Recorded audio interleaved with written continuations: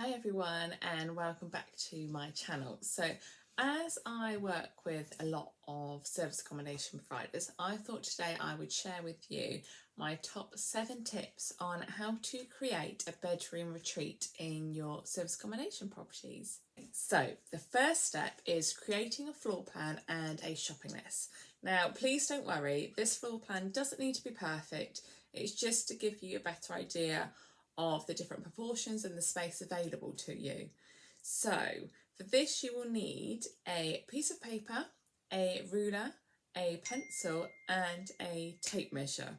So to start off with, we need to measure the length and the width of the bedroom in question. We also need to take note of any doors or alcoves and the windows that are in the space. So if you just measure up the widths of those, and then we can add them onto our floor plan shortly.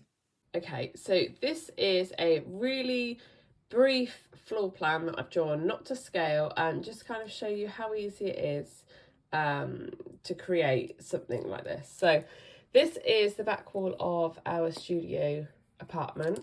This is the distance between this corner here and the window starting. This is the width of the window.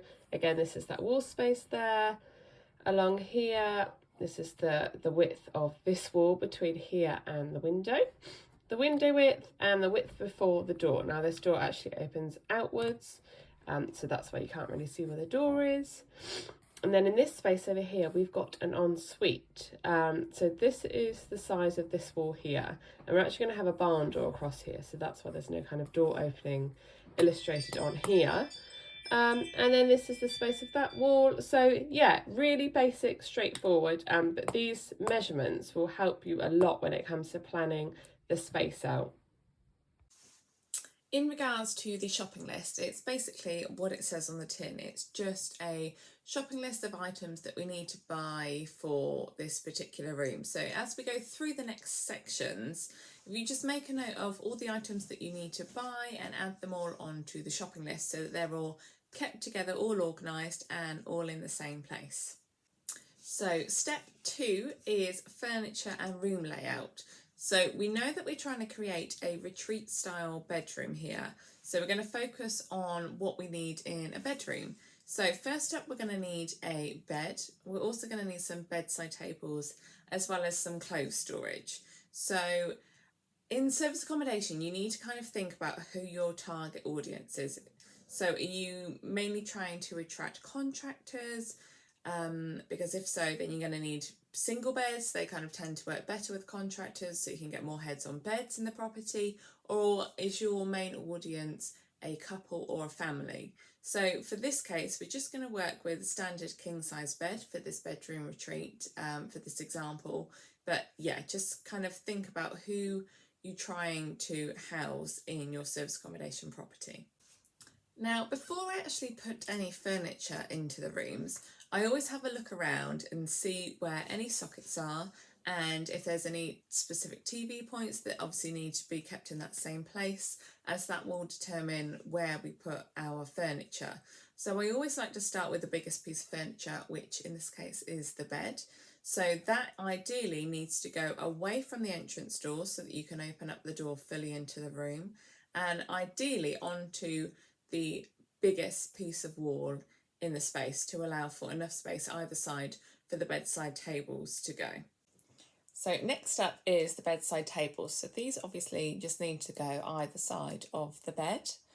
And following that is the clothes storage within this space. So depending on the size of the room, I would personally just incorporate one piece of furniture for clothes storage. So for example, one wardrobe, but I try and find a wardrobe with some drawers in that we could use, as generally guests don't stay that long, so they don't really require a huge amount of storage. And I like to keep things minimalistic, especially in a bedroom where we're trying to create the retreat theme.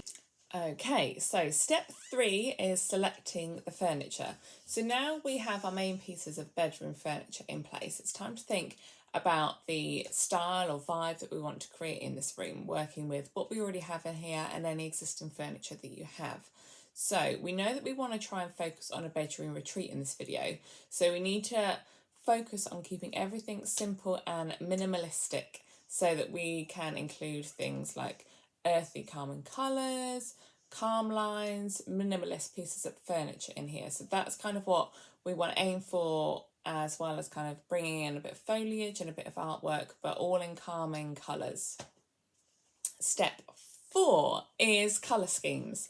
So now we've got our bedroom furniture, our floor plans, everything in place. We now need to figure out how we want this to look. So colour schemes, we need to choose one main colour and 2 accent colours. So following on from the previous step, our main colour needs to be a nice neutral colour. So a white, a taupe or an ivory will work great in here. So please just be aware when you're choosing your colours, especially kind of calming white theme, white base colours, they all have different undertones to them. So I'd always recommend getting a tester pot and testing it in the room in question, as the light can hit it in different ways. Different rooms have different lights.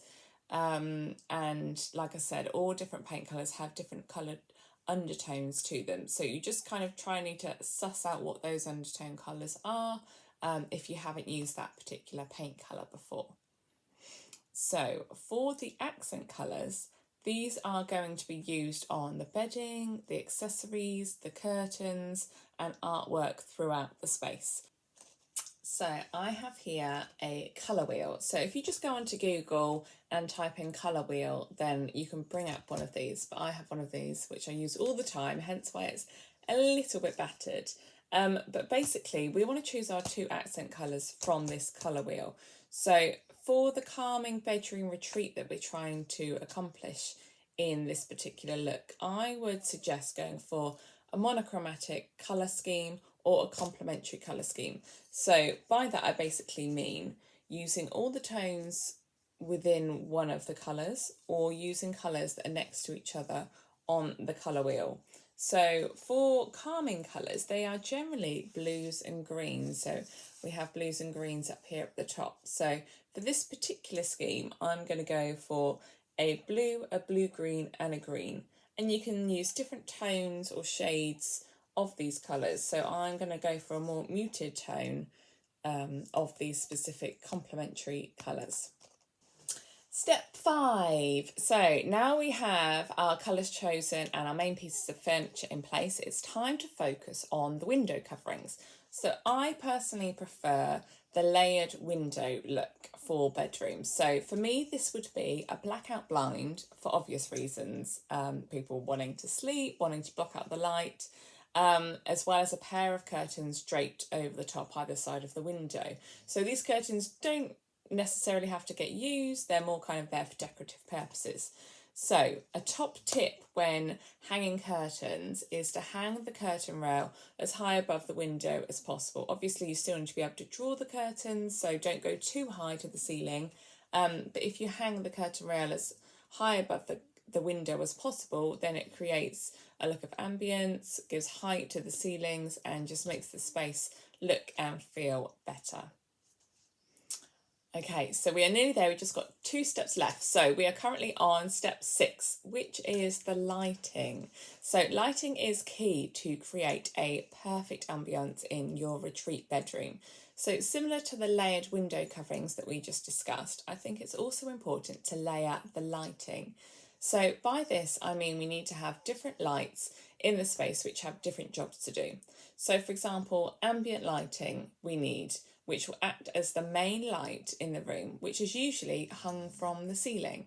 So we need an ambient lighting in the space, and we also need some task lighting. So task lighting does exactly what the name suggests. So it acts as kind of an aid for doing tasks. So for example, reading. So this would be a table lamp or a floor lamp that you could potentially use to direct the light to where you need it to go. So we need an ambient lighting and task lighting. So in this case, the task lighting will be 2 bedside tables. Step 7. So we now need to add some cute finishing touches into the space, which also known as accessories and greenery. So for this, we need to go back to the accent colours that we originally chose. So this is our guide colour for purchasing accessories. arts and plants. So we're going to use the colours that we chose and just ensure that any accessories and things that we buy are specific to these colours on the accent colours that we chose. So for this particular room, I would personally get a mirror, some accent pillows, a throw. It doesn't necessarily have to be a throw kind of specifically for the bed. It can be like a rug perhaps just draped over the bed, and also some artwork to go on the walls.